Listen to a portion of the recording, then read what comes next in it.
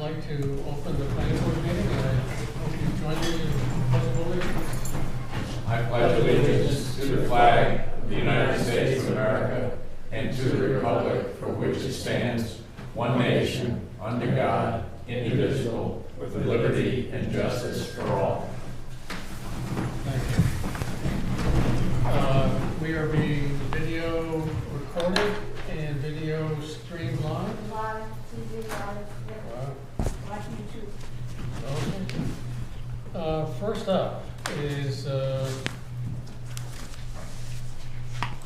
pre-application consultation, file number 26-01 PAC.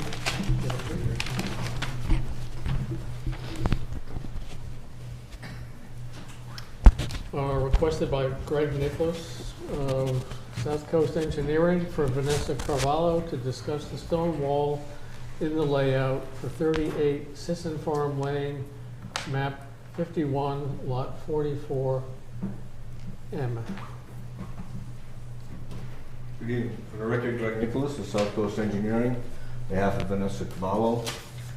This property is owned by John and Julie McCarty, and what they are trying to do is create an additional lot here for the benefit of their grandson and his spouse, Vanessa Cavallo. As you can see here, there's a stone wall that's been built 26.5 feet into the layout. A little background on the property itself. Sisson Farm Lane was created in 1980. The developer was Dick Wertz and Ronald Dufault. And the plan went through a few changes. One time there was actually a road provided to go up here, hence the curved property lines. And that north lot, which is owned by the Sisson Farm Trust, was determined to be all wet. So that road was abandoned, the concept of that road was abandoned. And what's curious about the whole plan is that the plans that are on file in the planning board office, as well as what's in the registry of deeds, only shows lot lines and street lines. There's no construction plans whatsoever that we can find. Having said that, I don't believe that the cul-de-sac, this area was ever built. Aerial photography from going back to mid-1990s, mid-1980s, I should say, just shows this gravel flare out over here where it meets either side of the McCarty's driveway. Certificate of compliance was issued, or certificate of completion, I should say, was issued in 1982. Mr. McCarty built this house in 1985. As far as the proposed lot goes, there's no restriction on the access to get to this lot.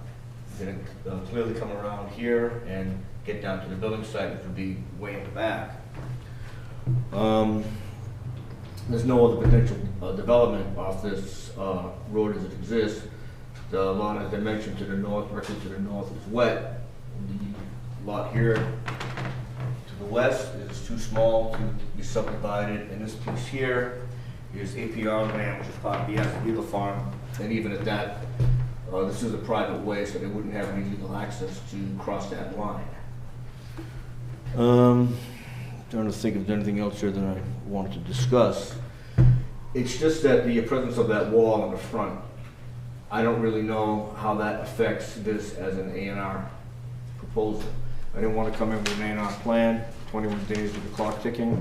I thought it'd be best to get feedback from the board. There's nothing I could find in the A&R handbook that would closely match this. A&R handbook, of course, hasn't been updated in about 20 years, so I'm not familiar with every court case that's out there. So that's what I have, and I thank you for hearing me. You want to mention the radius? That's right. The radius. Oh, yeah, I'm sorry. Turning radius over here. I did sketch in here a cul-de-sac. That does not exist as it's shown. However, based upon the information that Dia was able to provide to me from the Westport Fire Department. The fire department recommends a minimum turning radius for their vehicles of 30 feet. Within the limits of that gravel roadway, I can fit a radius that's 33 feet, which exceeds the minimum requirement. I know that's a concern for emergency vehicles, so I thought it's worthwhile mentioning. I think I don't want to disturb your train of thought, but I thought that the fire department said that they would like 35 feet, but the requirement in our bylaws is only 30. So I confirmed with Lieutenant Nunes, and I sent him the plans, and he sent back the standard that they used, asking for 30 feet, so we got the Excellent. approval from him. Mhm. Thank you. And I just want to note that the plan shown here is a slight revision showing the 33-foot radius. I believe that the printed out ones from your packet show a slightly smaller radius of 30 feet. Okay. So this little side road, that's a road to nowhere, right? It's a road to nowhere. And the land that's over here is APR? Correct. That's part of Azevedo. And what is the owner of all the walls proposing to do with the walls? He'd like to leave them there. They're not, they're very ornate walls. They're not just, fieldstone walls. You have granite.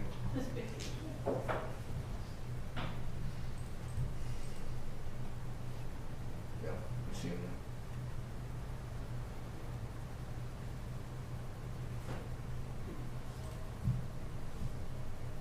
And here it is on the side, too.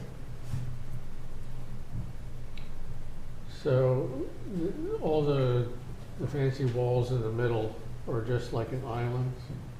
Yeah, I think This that's is a a- walkway in the middle. Garden. there. Looking at the, Garden. It's a garden. Yeah. But the red in the middle are not walls. it's a brick walkway, you're correct. It's a Yeah. walkway. It's a walkway. Yeah. I see, yeah. I see. Yeah, it's a brick walkway through the whole garden. Yeah. But a wall around it, like a horseshoe. Mhm.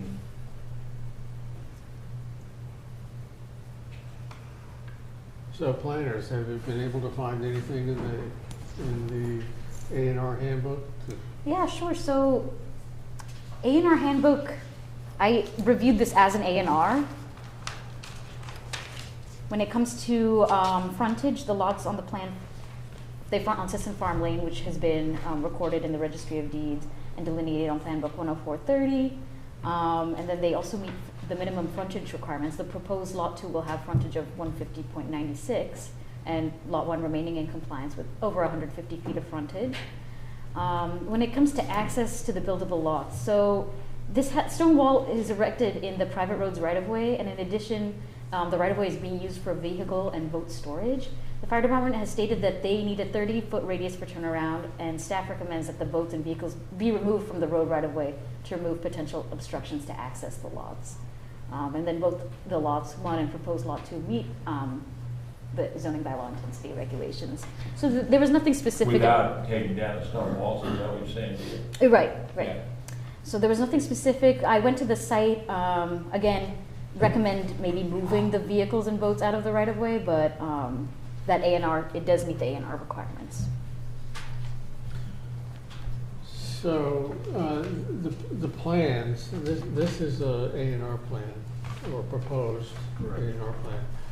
So the subdivision plan doesn't show the cul-de-sac The subdivision plan does show the cul-de-sac. in exactly the same spot, or is Wish I had the- Greg fit it so that it fits within the walls No, in this plan? Greg, he's fitted with the walls. He's fitted with the walls, yeah. Mr. Chair, could I jump in just for 1 second for a clarification point? My name is Jonathan Silverstein. I'm counsel for the applicant. So just to clarify, the layout of the cul-de-sac and the road is shown on the subdivision plan.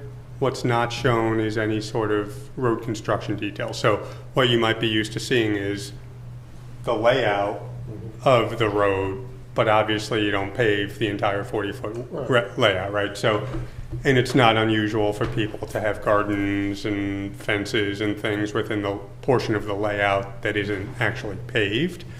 And what's unusual here is that the original approved subdivision only had basically the the outlines of the layout and didn't designate how much actual construction, how wide the paved road would be and the portion of the cul-de-sac right-of-way that would be finished. So really, I think what we're proposing here is to correct that, make sure that there's actually on the ground adequate and safe turning radius for the fire department. And as is often the case, maybe here a little more ornate, people often will put things within, because it looks like your yard, right, when it's in front of your house. And I think that's really what happened here. So just wanted to clarify, the cul-de-sac was definitely shown on the subdivision. It just didn't say how much of it had to be constructed. Okay.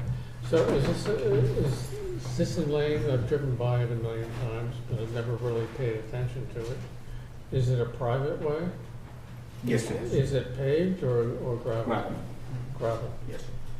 And how many houses on it, do you know? Originally there were like 22, 23 proposed, and it's been reduced because of reduction in areas like this, the wetland, what have you. It's probably about 15. I mean. But on this cul-de-sac spur, there's only, I think, a couple, right? On this particular cul-de-sac, it's just 2.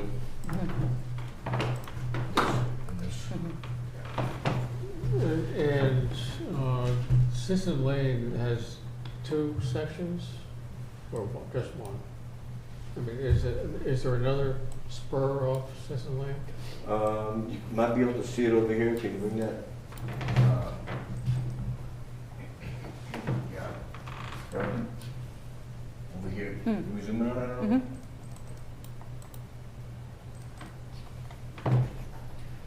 Sisson Farm Lane comes up here, Drift Road. This is Sisson Brook Lane. Continues up this way and this way. Both these addresses are Sisson Brook. There's another address in here called Sisson Hill Lane. I'm not sure exactly what that's all about. Okay, so the whole thing is gravel. Yes. I don't know what the law was in 1980 when it was approved, but it's, today, it would have to be a paved road because there's more than 4 or 6 houses on it. And part of what we have to determine is there safe access for A&R? Because it's another, it means there's, how many houses on Sisson Lane now?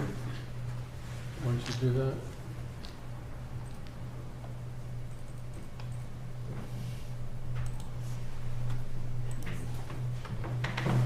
Right now, 1, that's on Drift Road. 1, 2, 3, 4, 7, 8, 9, 10, 11. There's access off Sisson Farm Lane over here, which goes to a house that fronts on Drift Road. So 11, 12, 13, 14.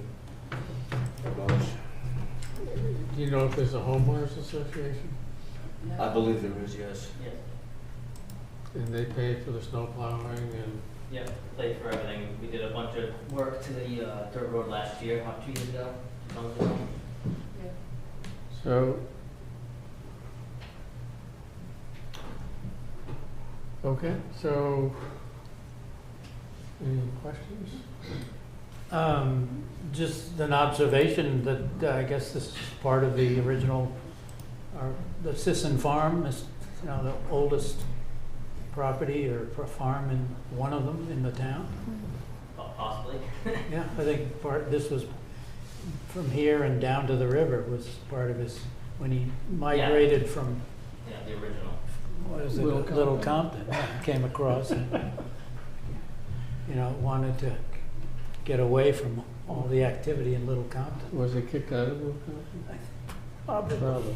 But, so it has historic connotation. I know I mean, it the land is, and I hope there's no historic stone walls that will be disturbed in the, I mean, this is not part of the A&R, but just a comment that when they do go to build a house on that lot, it'll be in the woods, I guess, here. Correct. that there are no historic walls. It'd be There's nice no wall. to The walls respect. pick up down over here, Mark. What's that? The wall actually picks up down around here. Okay. And runs right across Drift Road and into my front yard. You can see it was Okay. the whole thing. But, But nothing inside that nothing. lot 2 that you know of? Nope. Yeah, well, I do know your snowplow guy, Russ, has worked for my family for years. Wonderful guy. Russ Oliveira, right? I'm not quite sure. This last snowstorm, we had a bunch of people. Yeah, well, no, he does plow it. Potters had to come and get us out. But anyway, neither here nor there. If it complies here, in terms of frontage, I think it's a good point about the adequacy of the road. We're also gonna be taking all of the stuff that's in the front with us if this gets approved into our property. All the boats, anything that's in the front is gonna be brought with us onto our property. And your property is what, the one on the right? I live at Sisson Farm, the original house right now. Yeah. And if this gets approved, I'll be living on the right. Oh, and so you'd move the boats over to the right? Everything would be coming onto our property, nothing would be on the road. Yeah. So this arm, it's confusing with what's Sisson Farm Lane and what's Sisson Hill Lane and so on. But this arm that comes off of Sisson Farm Lane just serves 2 houses, or it will serve 3 houses. 3 houses, that's correct. And you can get the proper radius without taking down that northern stone wall. I can get a 33-foot radius in there. Yeah.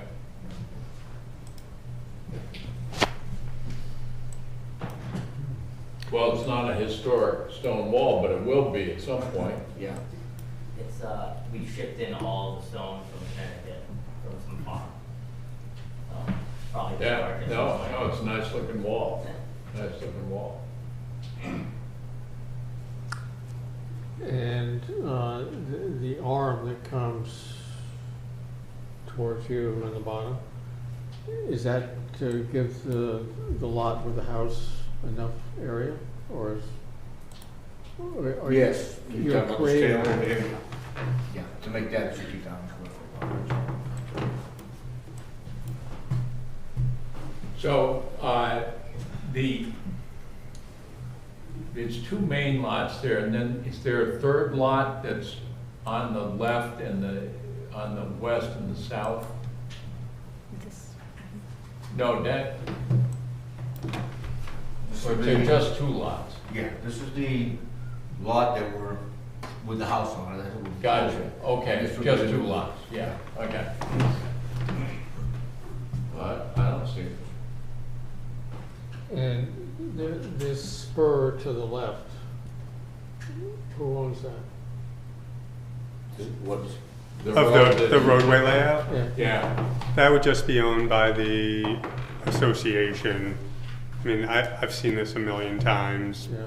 Back in the day, everyone thought it'd be a good idea to show that in case a subdivision goes in on the property next door, Right. probably before that was subject to an APR. And so boards would make subdivision applicants put in those spurs to allow for connectivity someday if it ever came about. So no one ever, obviously you don't want to see it constructed until and unless that happens. It's never going to happen, so it's just a layout. So if this was approved in 1980, and really wasn't constructed up to snuff, or even required to be, I don't know why. Does the association really own the road? It would. I mean, I don't have the association documents, but either there's an association that owns the fee in the road, or if none was ever set up that way, then every property owner under the derelict fee statute would own to the center line along their frontage, With a right to pass? subject to everyone else's right to pass and repass, Right. and they're just contributing to the association to make sure. So And- I'm just thinking that perhaps you gotta do a minor modification to the subdivision and get rid of that thing. Because, So the only problem with that is we would have to have every property owner Sign in on. the original subdivision sign on, which is, I mean, it'd be great because then that land would devolve to our client, right, but it would be sort of a pretty big effort to really erase a line on paper that doesn't mean a whole lot. But it's just woods now, right? Yes, I mean, it's only on paper that exactly. exists. Otherwise, it's just part of the landscape. Exactly. The only real significance is they don't get to count it as lot area. right. But other than that, it really doesn't change anything. It appears that some of these lots could be further subdivided though, especially the one just to the north, the number 8 Sisson Farm Lane. Are you talking right here?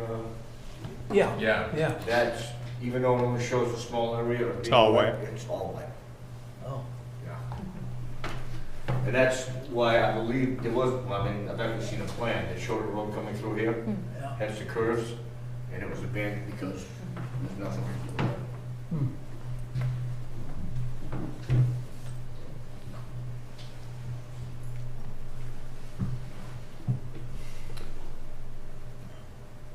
Any more comments from the planner? No, we don't have any concerns with the A&R proposal. Okay, I don't see any problem, so. Do you have any more questions for us? Thanks for coming to us in advance. Yeah, Appreciate it. Appreciate your time. I really appreciate it, because if there were a problem, it would be a real problem. Yeah, I don't want to come in with a clock ticking, because that ticking becomes a bomb. real No, quick. thank you Yeah. very much for coming in advance. Makes things a lot easier. Okay, so if that's that, then I'll just review the plan and present it as a format.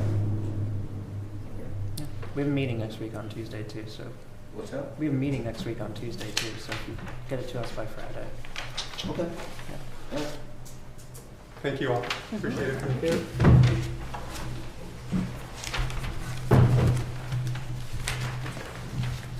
Okay, next is the pre-application consultation, file number 26-002, PAC, request by Michael Donovan to discuss a proposed special permit for flexible frontage in a common driveway at 96 Forge Road, map 28, lot 20H. Yes, how are you? Good. Could you identify yourself and your address? Michael Donovan, 96 Ford Road. So I recently purchased this piece of property, and I'm here very informally to see what my options are. My goal on this property, being that it's 200 feet of frontage, what I would like to do is put a driveway in somewhere over here, and would like to see if there would be a possibility that the town would allow for 2 lots back here. Behind the house, so make it into 3 lots. Right, right. I know it doesn't meet, I spoke to Michael briefly about it. I know it doesn't meet the acreage. It would be, my son is gonna live in this house once we finish rehabbing it. And then the plan is to use this eventually as a rental, and he's gonna build a house back here, and his brother's gonna build a house back here. That's our goal. So I just, before I invest any money or, surveying, engineering, I figured best thing to do would be to come to the board and just get opinions.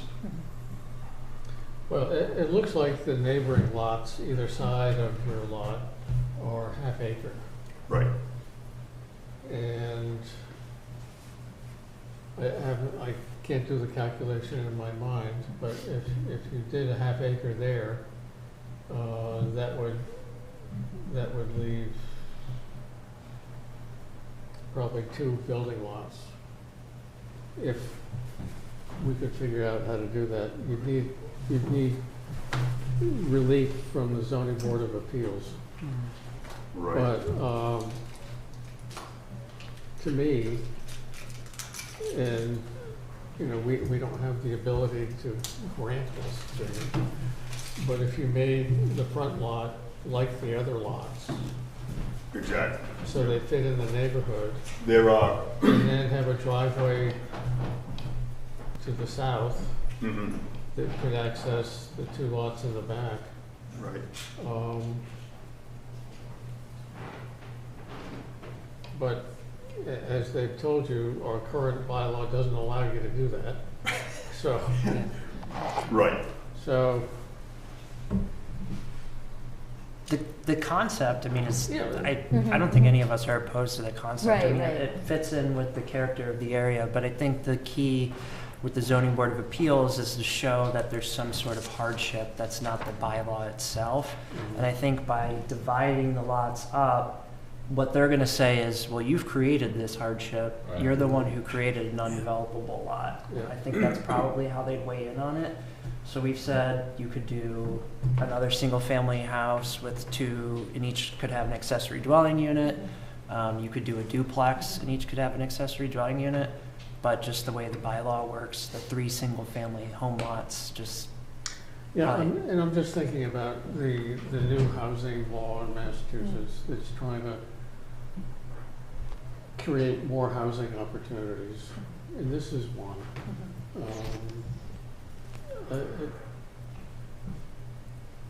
I think we should have, and this isn't gonna help you immediately, but I think we should have some form-based zoning, that if it fits in the neighborhood, Well, then that perhaps. was somewhat what my thoughts too, that, you know, because of the area of Westport that it's in, and all the surrounding lots are so small, and this actually has some very nice granite stone walls, many in this small area. I roughly figured it, if we left all the stone walls and pretty much took the wall that's back here and used it as a bound, you know, a boundary, Yep. it would leave the original house, I believe it was about 3/4 of an acre. Yeah, And well, then, that's what your plan shows, but yeah, that doesn't give you enough room for the 2 ones in the back to meet zoning. right, not under the acre and a half each, Right.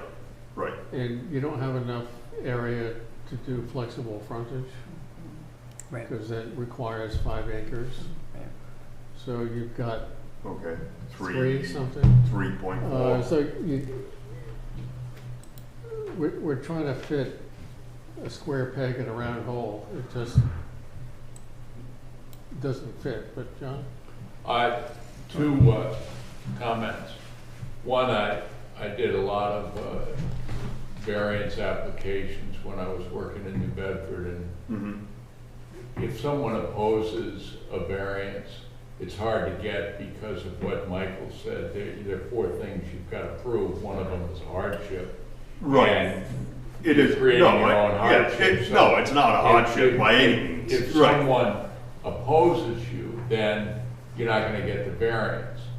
The way you get variances is nobody opposes you, and everyone's for it, and then a zoning board can say, well, everyone's for this, we'll grant it, even though it might not be technically legal. Now, I don't know whether that works in practicality.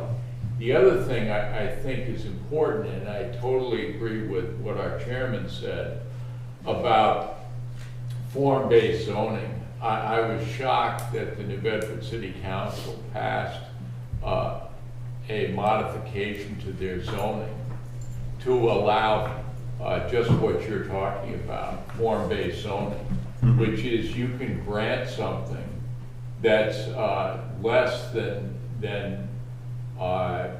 the acreage, or the square footage Mhm. if it fits in with the neighborhood. And that's the key, that it fits in with the neighborhood. And as the chairman said, well, this is all a bunch of half-acre lots.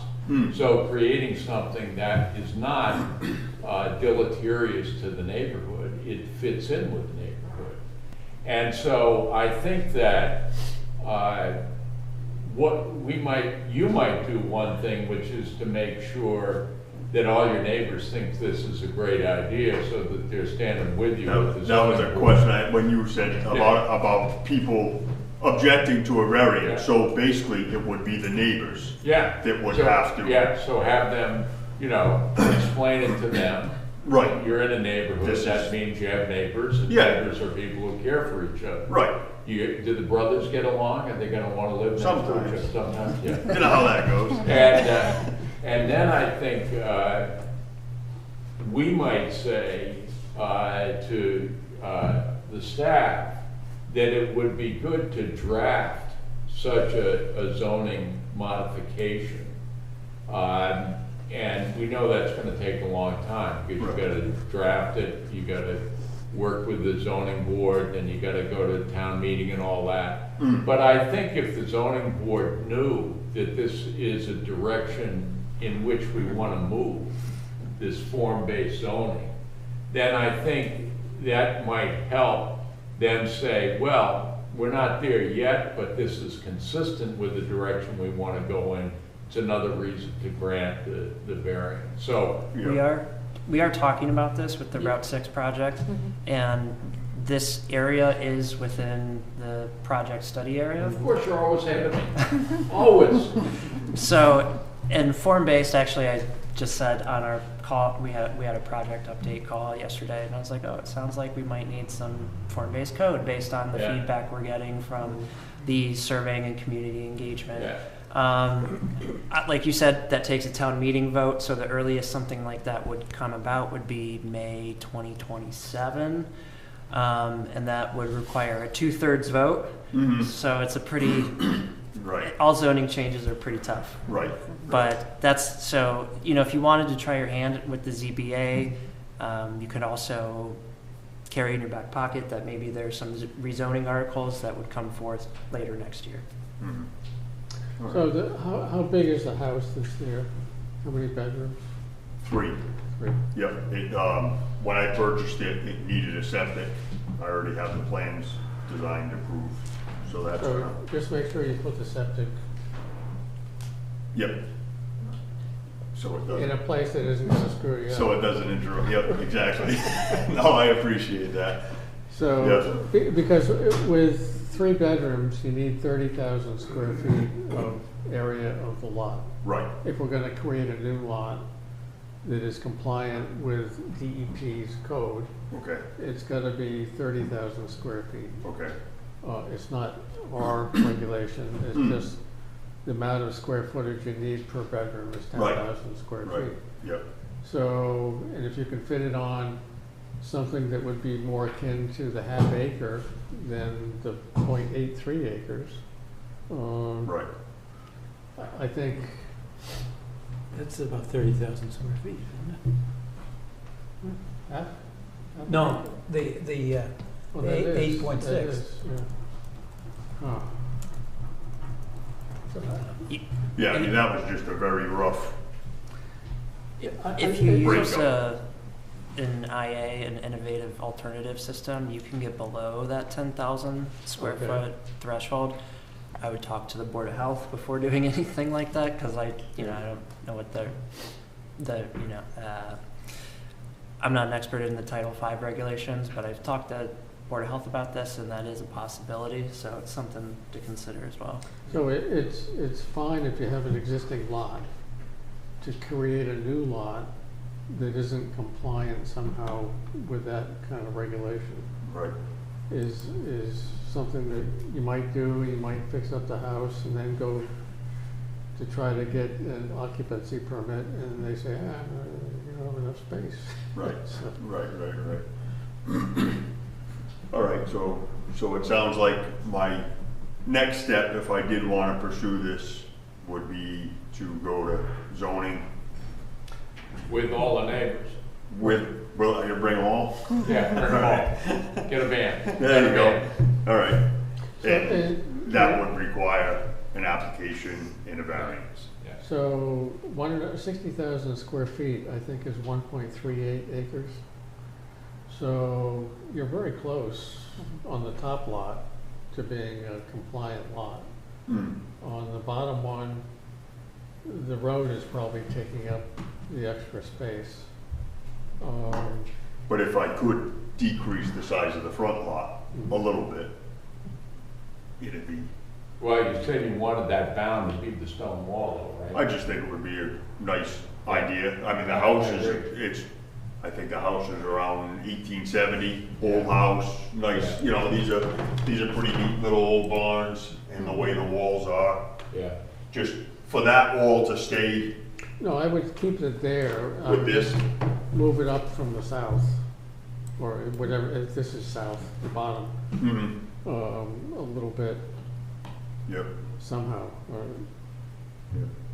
But What about Marissa Lane? Is that a traveled way? Could you It's, get access from that side? I don't, from what I've been told, I guess it can be used, the measurement can be used as frontage, Yeah. but from what I can tell, it's basically a driveway. It's a paved driveway for this house back here. Yeah, it's a private road, Yeah. and I don't know if they would have rights to access through there. But the way frontage is defined in our bylaw, you can pick up frontage on such a situation like that where you may, it's just that it has to be a way in accordance with the subdivision control law or a way that existed before the subdivision control law. And so it's a way that exists, they can pick up frontage there even though they may not be able to they would use it. use it, right? Yeah. And have you checked to make sure that there's no wetlands or issues like that? Yep. So I've checked. those two lots that you're trying to create would not be impacted? No, it's actually very flat, very simple, straightforward. It's just field, no trees, no nothing.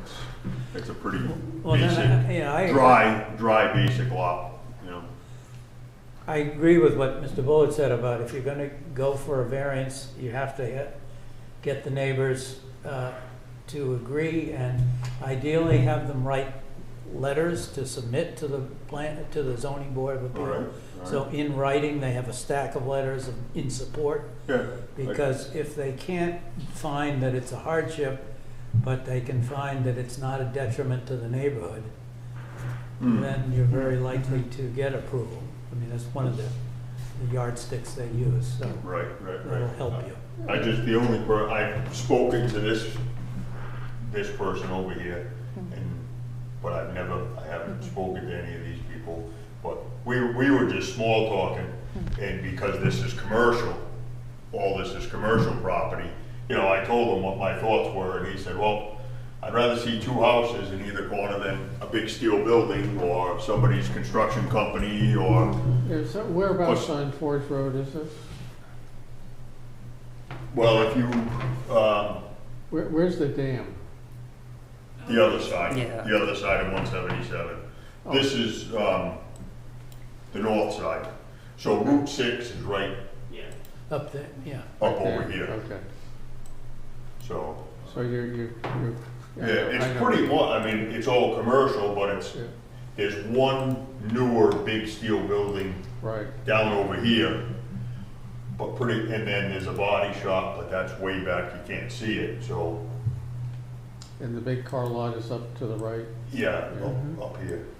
so, So neighbor-wise, I guess if they were proposed two little houses or a big ugly steel building, maybe they would side with the two houses. I don't know what your timeline is, but if you're gonna be, before you use the house, you're gonna be fixing it up. Yeah, we're in the process now. Maybe you just do that and keep in touch with us at the planning board and see how, if we're making any progress towards bringing this to town meeting next year. Right.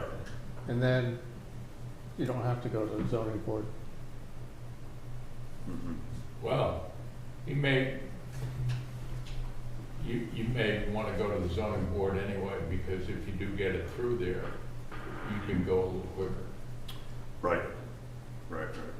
I mean, worst case, if it doesn't fly, you know, worst case is we'll probably end up putting one, you know, make it, you know, split the whole place up into 2 lots.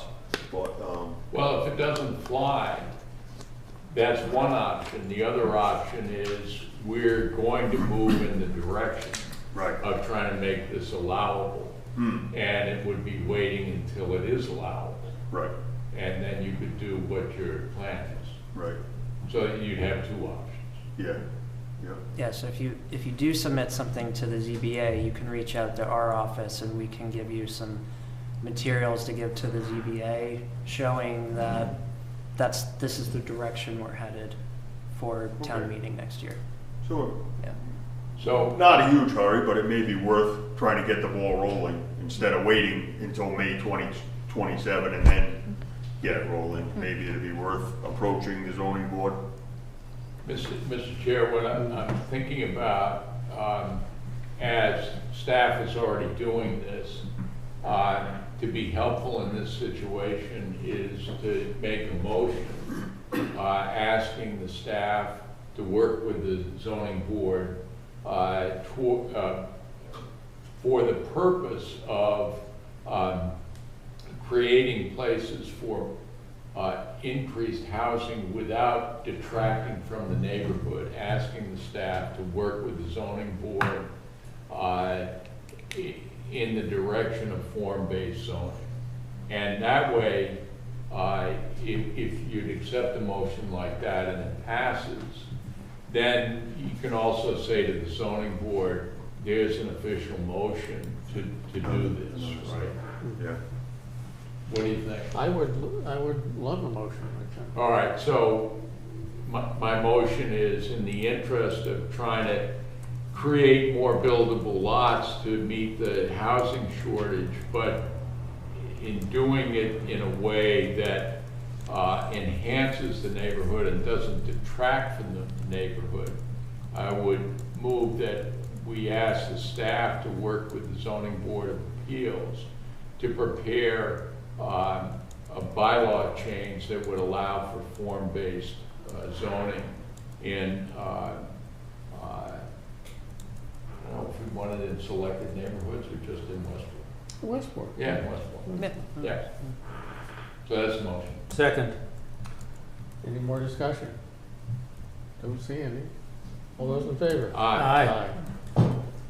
I appreciate that. Maybe that's a little step forward. We'll say that Yeah. and $8 will get you a cup of coffee. All right. I do have a question for the board, just kind of a general discussion item, as to whether or not you feel that he would need to create the lots in order to have standing to bring a variance to the ZBA.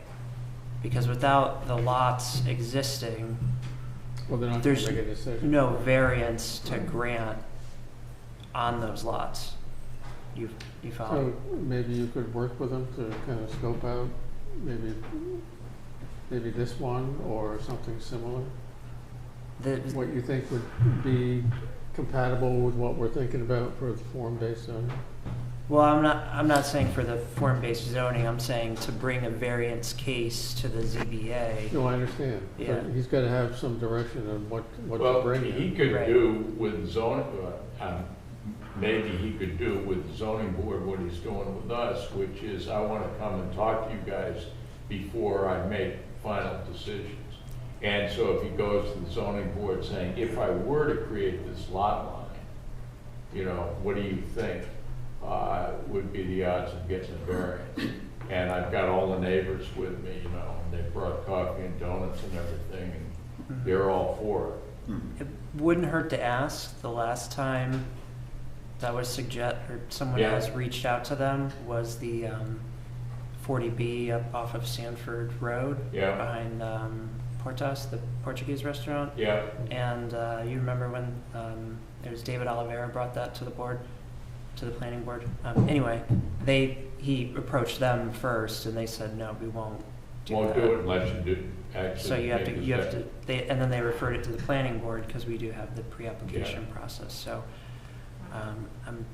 Okay. you can ask, but I'm not sure they'll Well, say I think you yes. could say that you've been to the pre-application process, and the planning board has indicated under current law you need zoning relief, Mhm. but that they are supportive of doing what you want to do, because we're going down the path for form-based zoning, Mhm. and we don't want to waste your time. Can we just come in and talk? Right, I mean, right. I Doesn't can't hurt, speak right? for them, but you Right, can't, it but to can't hire hurt to ask. hire a surveyor and get it all split up Right, right, for them to say, not a chance. right. Yeah. Yeah, that's what Yeah, I was no, trying, I that's get what I was that, trying to yeah. avoid, and Right. that's why I figured this would be a good first step, just to Yeah. get a feel for, you know, maybe there's a shot or no Tell- way. And tell them you bring donuts. Yes, and the neighbors.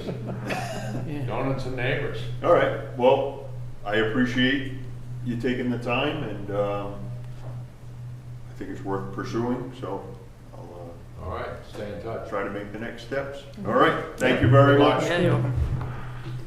Could take them to breakfast at Lexi Lou's. Yeah. It's right down the street there. Down the street. She can fit that. All right, thanks again. Thank you. Take care. The next thing is Francis Estates, file number 24-037C-SPA-LID. Return consultant review fees to Ron Olivera. So for Francis Estates, the ownership changed. A new person named Matthew Botello is taking over the ownership from Ron Olivera. So Matt Botello's already deposited his consultant review fees, so now we're just returning Ron's back to him. So does he actually own it? The official, Yeah. like transactions It was supposed to happen in transfers, March. okay. Yeah. What is the amount of those fees roughly? You know? Probably, I think probably around $1,000. yeah, I think around It's not $1,000. much. Yeah, It's not like a surety or. yeah, it's Like just how much? about Around $1,000. $1,000.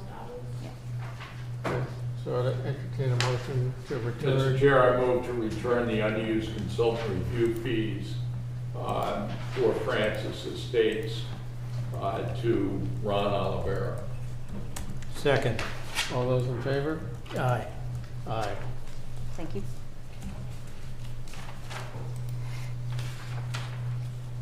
Now, we're coming into a very short planner's report. Is Stacy There's Lane- one more. Is There's Stacy Lane on the Yes. agenda? Do we need to do that before the planners report? Where's Stacy? I don't see it. I see it on the agenda, I don't see it on, On the staff report, no. Are we doing Stacy Lane? Yes, so the surety for Stacy Lane, just a reminder, was released November 2025. This is part of the roadway acceptance process before it goes to the select board. We just need to sign and date the roadway layout, which I've laid out here, and then I'll bring it to the select board. The next steps would be submitting to the selectman's office, and then they'll file the layout with the town clerk 7 days before annual town meeting.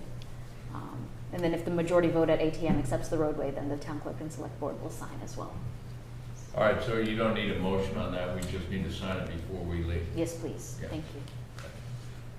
So we don't need to have a vote to support it? Okay. All right, planners reports. There's a lot on there, I'll be quick. I haven't done a planner's report since January 13th, actually, because our last meeting was the public hearing, and we've had 3 canceled Mhm. meetings, so there's a lot to go over.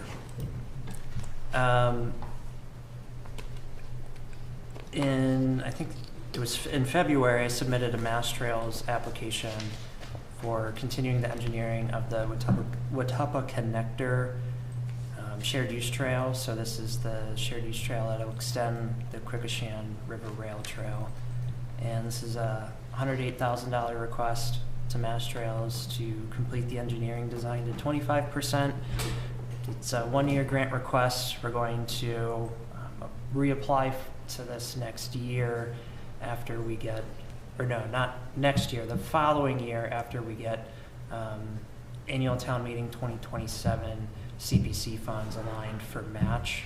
And then we'll take that to 100% design, and that'll get us advanced a lot further through the TIP than just waiting for the TIP engineering process to move forward. So, and then in the meantime, the Cross Westport project that Mass Trails funded that will connect this project all the way to New Bedford, that our RFP is going out sometime this month or beginning of April. And that's all being done through Serpent and the South Coast Bikeway Alliance. So Okay. looking forward to. So what type of connector? Can you describe where it comes from and goes to? Yeah, it's it's about a 1,200 foot long shared use trail that goes from the Fall River line right off of Route 6. There's an abandoned rail right of way that is Right on the lake. Right? Yeah, right on the pond, and then that goes behind the commercial building Mhm. there, and kind of connects over to Old Bedford Road. And as a part of the design, there will be a pedestrian island in the center of Route 6, which Mass DOT's approved of conceptually, along with a signalized pedestrian crossing, so an on-demand light that would do make a red light for safer crossing Mhm. at that point. And then that's where that part of the project stops. Where the South Coast Bikeway Alliance will pick it up is designing the section that'll go around Old Bedford Road to Sanford Road. And then they're going to have a segment that will extend from Sanford Road down to Route 6 as well. Okay, so it's going to go around the hotels Yes. to the north, To the north, up to. on Bedford, well, Yep. whatever that is. Mhm. And it'll cross Route 6 right in front of White's, Yes. on the Fall River side of White's. On the Fall River side of White's? No, it's Old Bedford Road in Westport, so it's the, No, crossing Route 6. yeah. On which side of White's, the west side or the east side of White's? It's the, let me pull up the map. The Fall River I side? think it or was is the west side, but there's a road on the east side.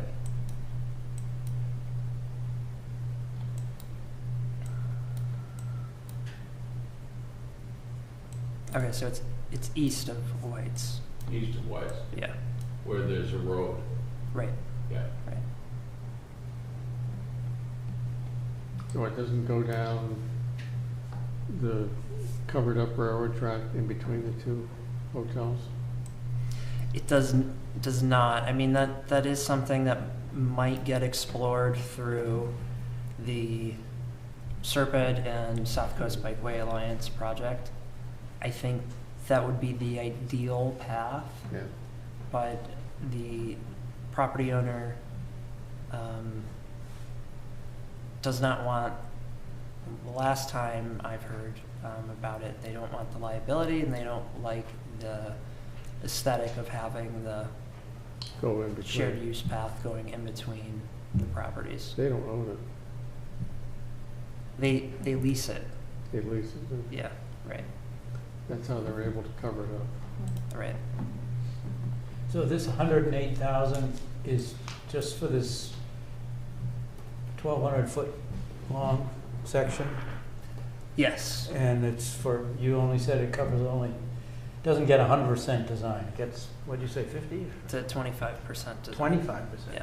So part of the reason for the Wow. cost is that through the encouragement of the prior town administrator, as well as in the public engagement process, folks wanted to see the boardwalk option represented. So it was an opportunity for the town to build on a public access point to the south Watuppa Pond off of that boardwalk sometime in the future. Yeah, it still means we're gonna spend, they're gonna spend over nearly $500,000, 400,000 to do this 1,200 design, just design it, not build it. It's a spot that's, I think, challenging because of its rate on the banks of the Watuppa Pond. We're trying to fund this almost completely through grant funds as well as the transportation improvement program. So the town hasn't contributed much aside from grant match. Yeah, so no, I far. wasn't worried too much about what the town's contribution is, I'm just thinking of the overall, and does that impact your chances of getting the grant? Because somebody might look at this and say, that's a lot of money for the. It's a fair point. It is the only point of access to the Fall River, Quequechan River Rail Trail, which is a part of the South Coast Greenway. It's the only point of access east to west of the planned South Coast Greenway. So this is where it has to go. Yeah. So the state knows that this is a high priority connection despite the expense. Otherwise, you'd have to route a bike path all the way around the bioreserve in Fall River and North Watuppa Pond in order to link back up somewhere else in Fall River. So, You know, I think it's a good thing to do, and I appreciate you continuing to follow this. That location where the boardwalk would go on the other side of the industrial buildings, right on the shore, used to be public access in boats. You could take the trolley from Fall River and go row on a boat in the pond. You know, if you think of this bike path from wherever it begins to the Cape Cod Canal as a chain, if you're missing a link, you don't have a chain. And so this has been, over the years, a case of adding links, adding links, adding links. But until you get the last link, you don't have a chain. And so as you get closer, your point is, yeah, well, this is closer to the last link because it's really complicated. right. Yeah, the network is supposed to continue into Rhode Island, to actually continue out towards the East Bay bike path. Yeah. And then on the other side, go all the way to Provincetown, which would be the end of it. But So some of this is shared use and some of it is just bicycle. so shared use is biking, walking, not Right. exclusive, but it's completely removed from the road. A friend was showing me, who's visiting Egypt, the highways in Cairo with cars going 50 miles an hour and bicycles in the same lane as the cars going 50 miles an hour. I guess that's a good way to shrink your bicycle population, but separating seems to be a good idea. Yeah. Yeah, the goal for the South Coast Bikeway Serpent bike path that'll go from Westport to New Bedford is to keep it off-road to the greatest extent possible, just because that's naturally where most people are going to feel comfortable. There's some, probably, I think it's something like 25-30% of folks are okay riding on the road, and then there's some people who are, kind of your biking warrior types who will bike down Route 6. We have a colleague we're working with in Serpent he's like, yeah, I'll bike down Route 6, which I think to me would be very intimidating, and for basically 99% people it is. But you bike down Route 6 and get in the passing lane. Yeah, exactly. So yeah, we're trying to keep it off-road to the greatest extent possible. Okay. All right, just wanted to go over our Eco One-Stop grant applications that we're submitting next week. We're submitting one for the master plan. It'll be a $54,800 grant proposal. probably sounds a little low, and that's because it's only for the sections of the plan that relate to natural resources, the more environmental oriented sections of the plan. So the remaining plan portions we're intending to fund through the Community One Stop for Growth program. That'll probably be closer to about a $100,000 grant request to round out the entire funding process for a 2-year planning process on the master plan. When would we solicit? I assume we'd be going for one consultant to help us through the whole process. Yeah, I would like to work with Serped.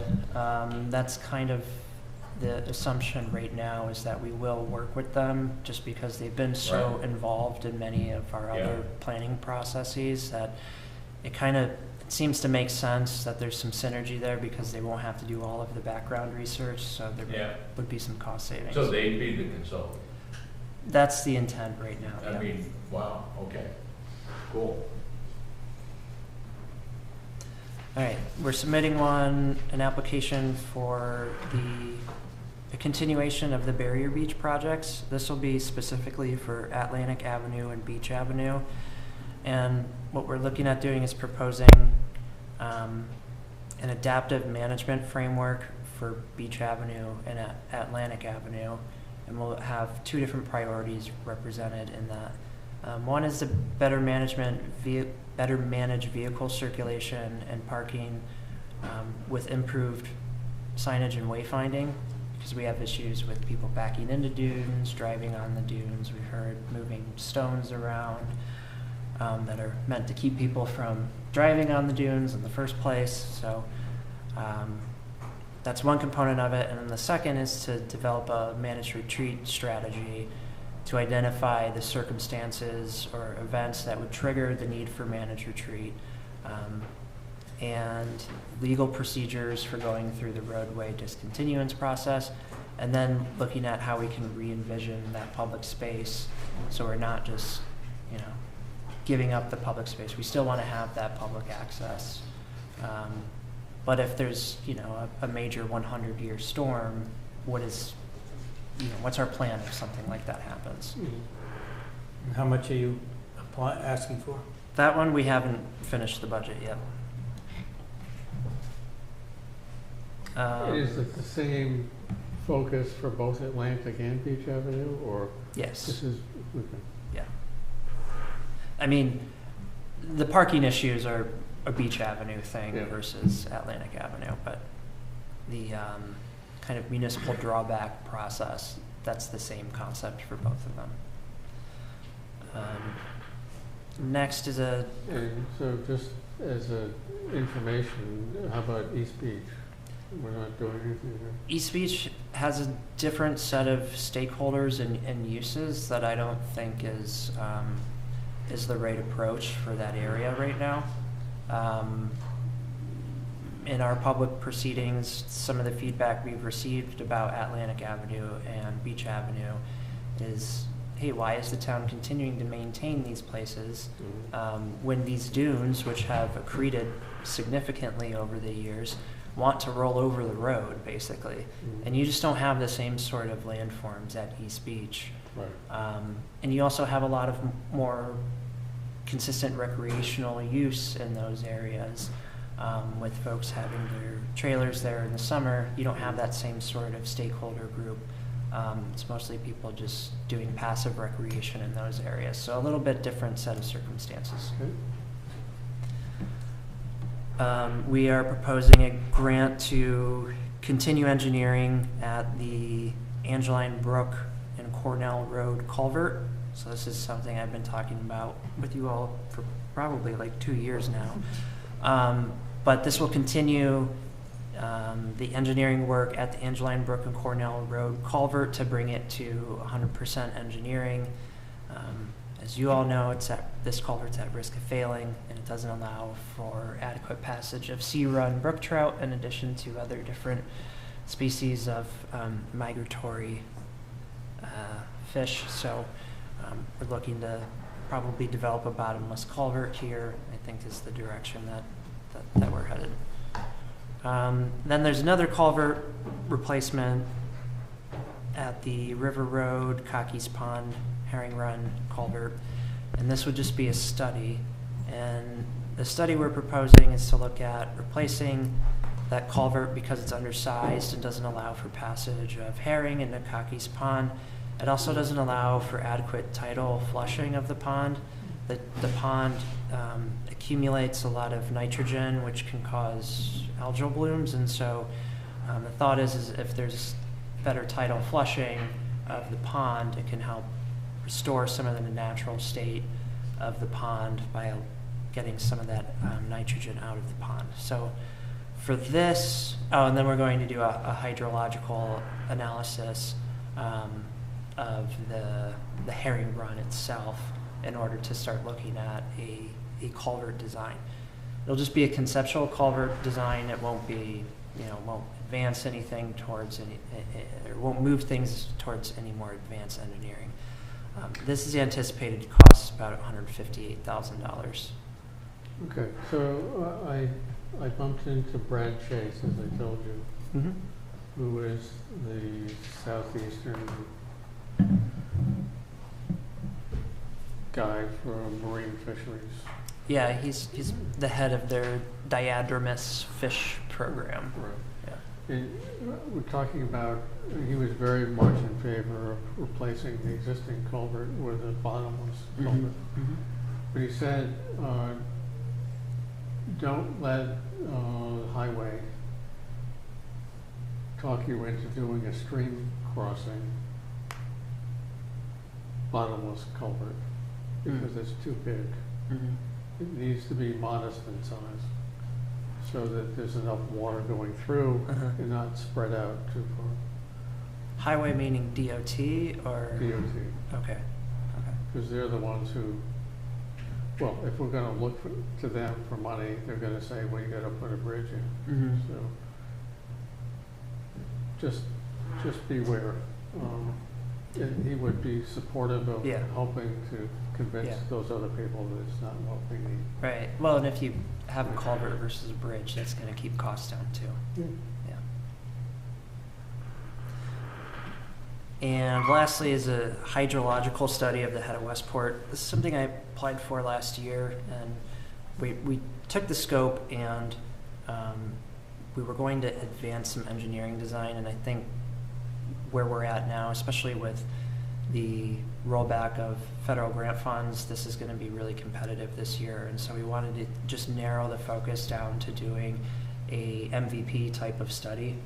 So going to do a hydrological analysis of the surrounding area around the head of Westport for the stormwater and tidal contributions to the flood risks of this area, and then just have a conceptual alternatives analysis. That's something that Woods Hole Group is working with us on. And that's be a SNAP grant, This would be MVP. MVP. Yep. Okay. So those are the 5 applications we've been working on. None of these require any sort of town cash match because we're considered a rural community in the review process. So we're contributing, I don't know where the remaining cash match, it's just going to be a small $5,000 cash match that will probably contribute to one of these projects. I haven't decided which one it'll go into just yet, but we are contributing some substantial in-kind services, particularly for the master planning one. But Dia and I are always involved in all the public engagement processes and project meetings, so that helps, drive up some of that in-kind contribution, which looks better in terms of community buy-in and support for the grant. But that is to say that there's not a lot of town financial contribution or direct town financial contribution going into these projects because we are a small town. So that's how we were able to get so many applications in this year. All right, so I'll move on to the Route 6 neighborhood plan. I talked about this a little bit earlier with the pre-application meeting, but the surveying and community engagement it's giving us an indication that people kind of like the look of a New England style rural village or a coastal architectural approach, design approach to new construction, and then having the kind of classic village of buildings oriented towards the street, a little bit closer to the street with sidewalks, street trees, things of that nature. And people were really responsive towards senior housing and having cottage cluster developments.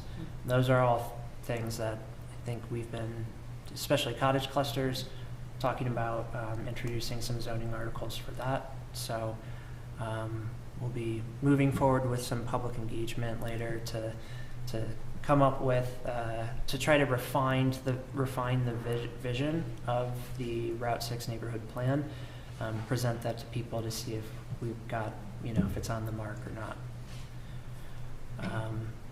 For our village center plan, we kicked this off with Serpent last month. I don't have really any substantive updates just because right now they're doing the initial literature, zoning review, and parcel analysis for this, but we're going to be looking at having more context-specific zoning in the town's historic village centers. So something a lot of people have been talking about, and our couple planning board candidates are also talking about that. So I think we'll get some traction going when we start doing the public engagement for that project. Just to go back to Route 6 for a second. Sure. How did people feel about what could be done with Route 6 itself in terms of, do they want to see, you bring up traffic calming here for head of Westport, I think devices like that, or narrower, separation of bike lanes from travel lanes, vehicles, more stoplights or no stoplights. How do people feel about that whole corridor in terms of the traffic flow?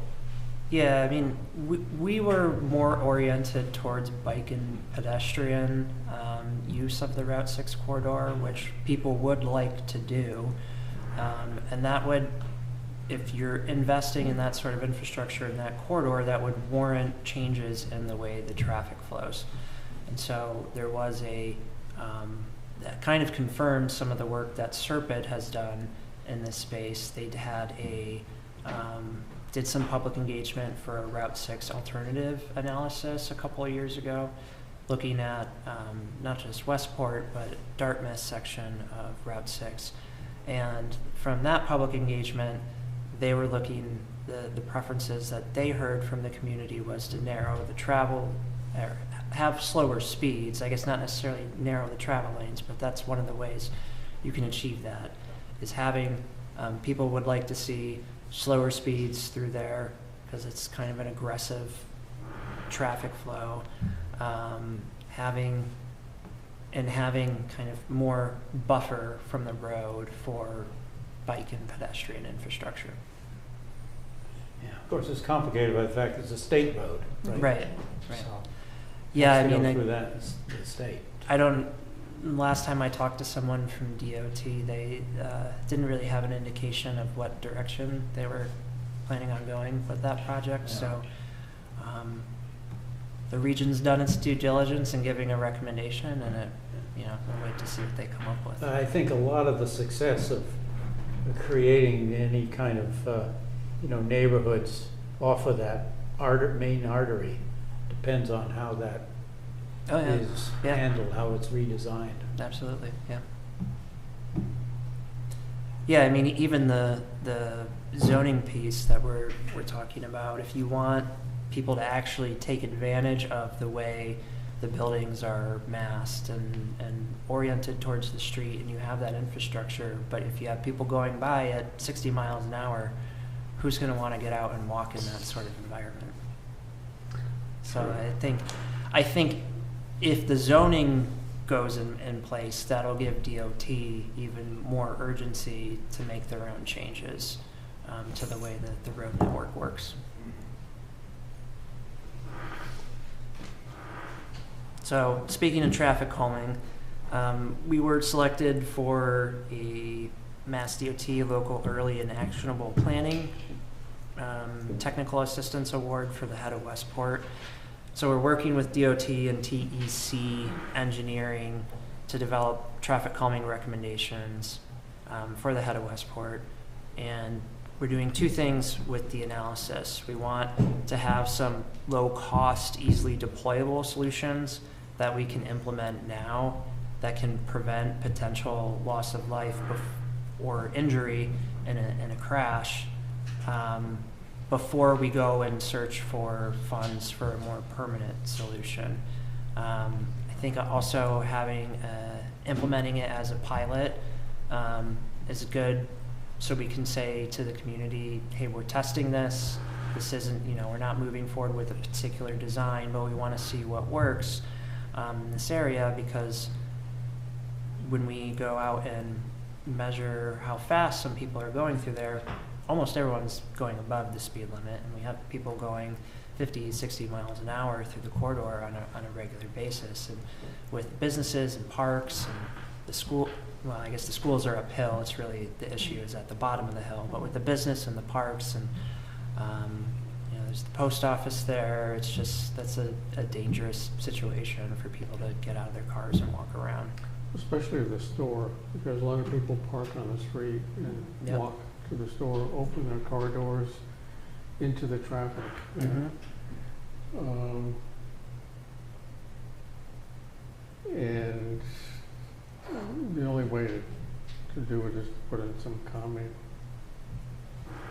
Well, if the hydrology study shows that the road's gonna flood right there, that'll calm the traffic quite a bit. We could stop fixing the potholes. Yeah, right. It'll be good for that kayak rental.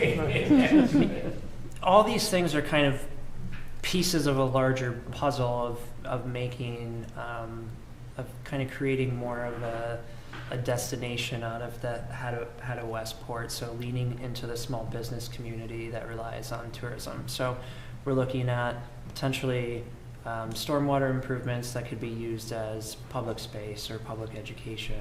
We're looking at the rezoning piece that will support the small business community, and then slowing down the traffic. Again, to Mark's point, people are speeding through a place that's supposed to be walkable. You're not really going to want to hang out there. So it's all kind of pieces of a different pieces of things that'll, I think, make a more vibrant neighborhood in the end. There's a bunch of VRBOs right in that, so it's an attractive place. Yeah, yeah. All right, so a report out on a meeting Jim had with myself and the highway department in Little Compton. We met with their interim town administrator and some of their council members to talk about our rezoning initiative in Adamsville, which they're very supportive of that.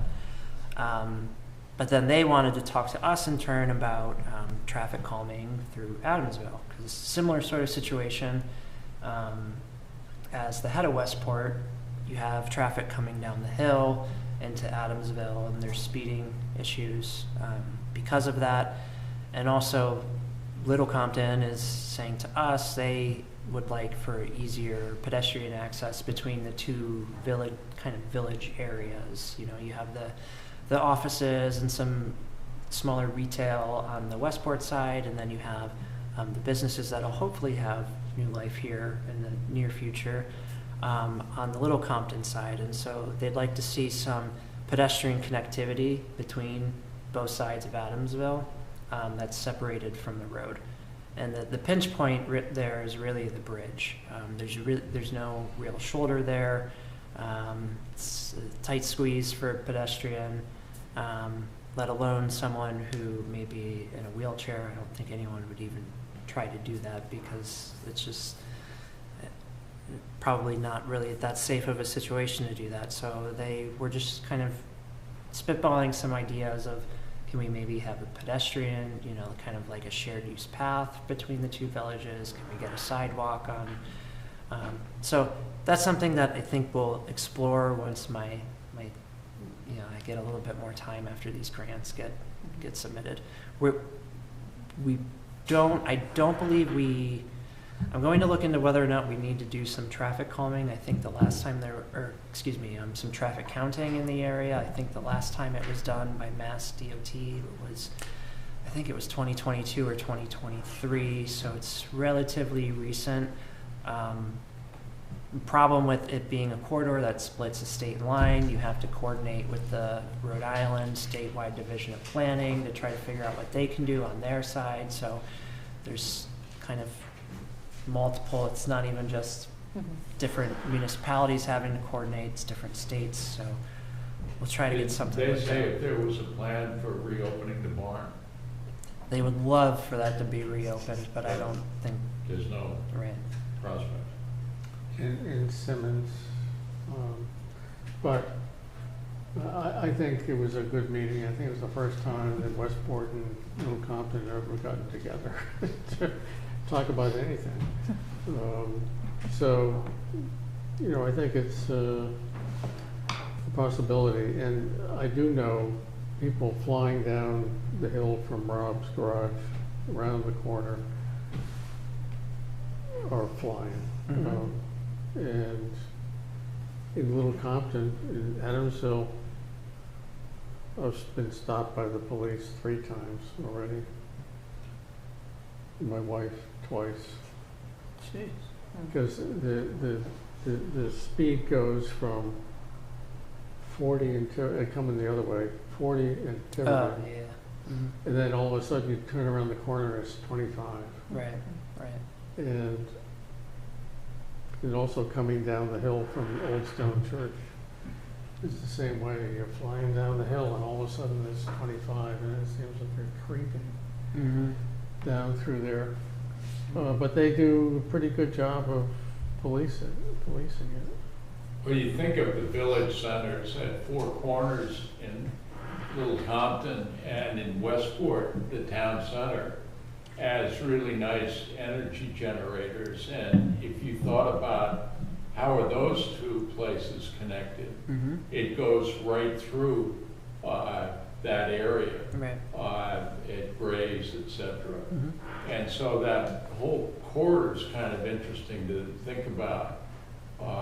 Is there much travel back and forth between Four Corners and Westport Center? There is. I mean, Yeah, most that's people right. shop at Lee's. I mean, Yeah. Right. And, you know, all the construction that there is every year, I think maybe some year it'll stop, but it never does. Comes through there, it goes right around the pond in Adamsville, all the big heavy trucks. Yeah. And so one of the council people suggested putting a cantilevered walkway along the pond to get people out of the roadway. Because that roadway is on the dam. That's what holds the water back to the pond. So Yeah. maybe we could apply for a joint grant. Have to be a federal grant, but yeah, I mean, it's something to look at. I mean, it sounds like, I mean, Mass Trails is a potential lead on the Massachusetts side. It's just there's the challenge of trying to coordinate the different state agencies and grant programs and do the timings align, but we'll work on it. It was a good first conversation. Okay, an update on our budget. The Finance Committee reviewed our budget with a slight increase of $3,000 to accommodate GIS licenses for GIS Pro, which is the new platform for mapping software, because ArcMap, which is what we currently use, is no longer supported by the parent company, so we'll stop working eventually. So we're basically forced to upgrade, and they were supportive of the amendment, and they didn't express any other concerns about our budget, so I believe that's what's going to be recommended to town meeting. Good. All right, and I went to the select board I think it was last month, to apply to the Housing Choice Designation Program, which they did approve the request to apply to it. And what this program is, it's essentially a rewards program for communities that have achieved both a certain percentage of housing growth within the town, and then they have a certain number of pro-housing policies in place. And so I went through our housing data and the various policies that they list out, and we were eligible, so I submitted an application to it. It will give us exclusive access to the Housing Choice Grant Program, so we're not competing against all the communities in the Commonwealth. It's just the communities that have been accepted to the program. And it's a very flexible program too. It's not just housing, it's been used for infrastructure. So I think that's a great opportunity. It also, if we're accepted, we'll be allowed to ask up for $1 million from the Seaport Economic Council grant, and that's with no grant match. So normally that's a 20% grant match, I believe. So that's really awesome for looking at upgrading the town landings. And then we get bonus points from other grant programs just for having the designation. So, I mean, figure may as well take advantage of it. It's something that we can get accepted to. So if we do, it's good for 5 years. And then just wanted to note a couple of upcoming public engagement events. We're tabling for the Barrier Beach Plan at the Eyes on Owls event on March 21st, so that's this Saturday. There are two different events, or two different sessions of it. It's from one's at 10 a.m., one's at 1 p.m., and if you do want to go, tickets are required. But we'll be there with Woods Hole Group, and we, meaning myself and Dia, as well as Woods Hole Group, just being available to answer questions about the Barrier Beach management plans. Then on March 28th, we're going to have a community workshop for the Route 6 plan. This will be from 10 a.m. to 2 p.m. It'll be in the Westport Library, and this is a Saturday from 10 a.m. to 2 p.m. It'll be open house style, like the last community event. So, as I said earlier, the main point of the event is to ask attendees if we translated the results from the community engagement into the correct concepts for the Route 6 plan and future zoning recommendations. So would there be more graphics like you had before, but Yep. Yeah, and edited now? we'll be taking some of the concepts from the community engagement processes and doing some like mock-up renderings of what that could look like in the corridor. Good. And then lastly is an outreach event for some work we're doing with the SNEP network on salt marshes. So this is on April 27th, which is a Monday, at 6 p.m. in the library. And Mass Audubon is going to be facilitating an informational session as sponsored, or there'll be Mass Audubon and sponsored by the Watershed Alliance are going to facilitate an informational session on the town's salt marshes. Do you have anything you want to add to that? It'll be a technical presentation and discussion after Mass Audubon has applied their salt marsh restoration framework to Westport to identify high priority areas to restore. So yeah, they are going to carry out that analysis. We're meeting with them in the next couple of weeks, so I think they said by the end of March that framework should be ready. So in the next 2 months they'll be working on that and be presenting it at this April 27th. So hope to see y'all there. Sure. Mm-hmm. Yeah, that's exciting. Yeah. Yeah. So which office of Mass Audubon are you working with? Sarah Grady, but I'm forgetting which. Yeah, I can't remember. Yeah, I'll look it up right now. Not in Dartmouth? No. I'm not sure. While Dia is looking that up, the original impetus, her email signature just says Mass Audubon. So Yeah, I don't know which. She's their senior coastal ecologist, so I think she might be a little more across the state. Yeah. Yeah. I think we're primarily looking at the salt marsh islands. So I think the one that we would look at with that has the most Potential. the most potential for any habitat restoration is Big Ram Island. But they're also going to look at some of the fringe marshes as well. Yeah. Big Ram Island is the one that right above Horse Neck, it's like a big kind of circle, and then like Okay. Tabor Point is right here on the east. Yeah, and the Let is here, so it's like right at the mouth where the mouth hits the water. That's that. I'm done. Yes, I am as well. No assistant planners report? He took everything. He took everything. You've done a lot, Michael, really. Mhm. Both of you have. I mean, This guy. it's a lot of work putting these grants together, grant proposals. And to keep them all straight. Let me add, though, Dia is working with Jeff Kent on the climate resilience report. And we met, last week? Yeah, on the 12th. And I think that report is getting towards 50% written or so. It's What do you working, it's think? on its way. Yeah. Maybe we're on the 40 And range. so Yeah. between Jeff and Dia, progress gets made all the time. And I haven't had a chance to read it, but you just sent out something to the subcommittee chairs so that they can get to work on some rankings. Yep.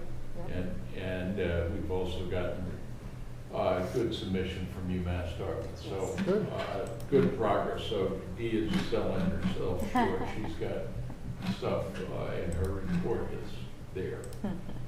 And It's true, actually. one thing that, since she's been here for a year now, I've been having her start to work on more long-range planning stuff. So she's been managing the work that we've been coordinating with. Well, I shouldn't say we, really, that she's been coordinating with Mass Autobahn for this salt marsh study. So she's getting her feet wet with the project management She's stuff. been here longer than a year. Yeah, year and some change now. Yeah. A year and Can't 2 use that months. excuse anymore. Yeah. I'm here to say. So, I think with the three of you working, it's just amazing Yeah, what we're doing. partnership. So, Thank you. correspondence? Any correspondence? No. You want a motion on the minutes? Please. I went through the minutes, which was the extended meeting on all of the proposals on zoning.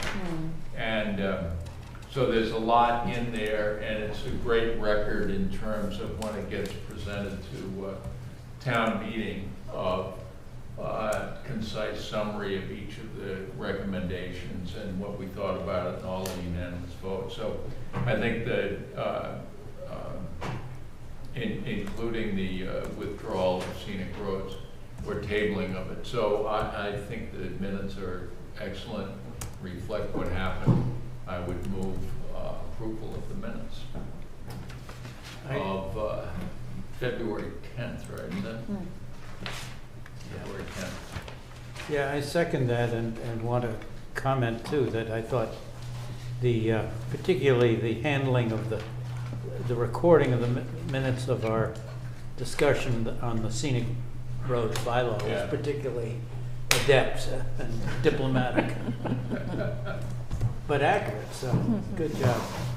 I listened to someone describe someone as a diplomat, and they said a diplomat is someone who tells you to go to hell and you're looking forward to the trip. That's great. That's really good. All right, if there's nothing else, I entertain a motion to. Move to We have adjourn. other business? No. We're done. And what's this, adjournment? We're adjourned. All in favor? Aye. Aye. Thank you.